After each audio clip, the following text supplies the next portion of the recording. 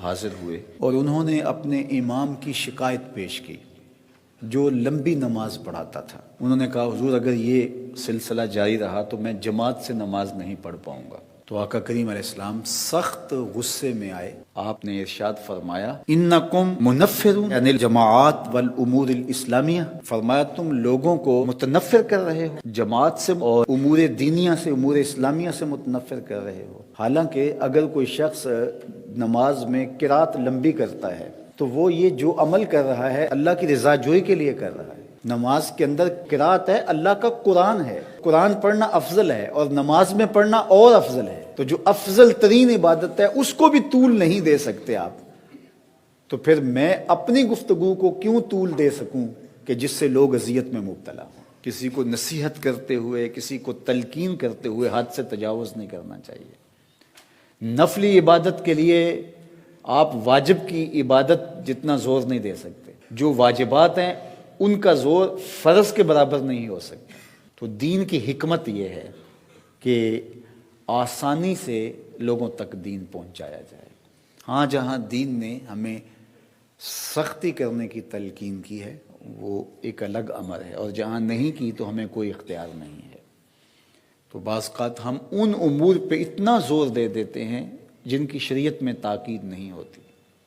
اور ان امور پہ ہم بعض اوقات زور نہیں دیتے جن میں شریعت میں زور ہوتا ہے۔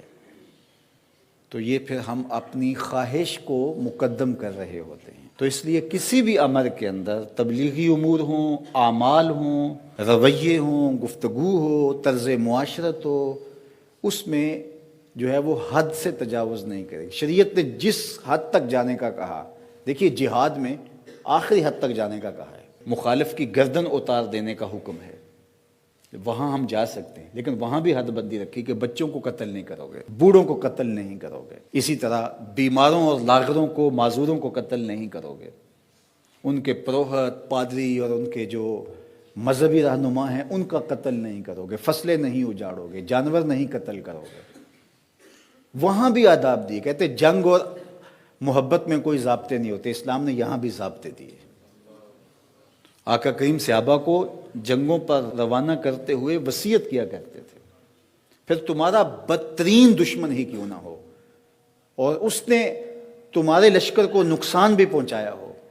تمہارے بہت سارے لوگ شہید بھی کیے ہو، اور کتنا غصہ ہے اس کے اوپر، کہا ضرور قتل کرنا لیکن کسی کی شکل نہ بگاڑنا، یہ شکل تمہارے رب نے بنائی ہے،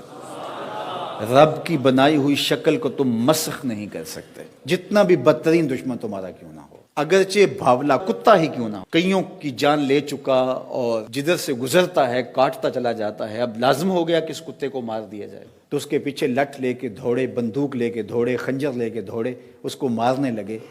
پھر آواز آئی رحمت عالم صلی اللہ علیہ وآلہ وسلم کی، اس کتے کو مارنے لگے ہو، تمہیں غصہ بھی بڑا ہے، کتنی لاشیں پڑی ہوئی ہیں، لیکن میری آواز سنو، ایاکم والمثلہ ولو بالکلب العقور، اس کی شکل نہیں بگاڑنی، اگرچہ بھاولا کتا ہے لیکن اس کی شکل رب نے بنائی ہے۔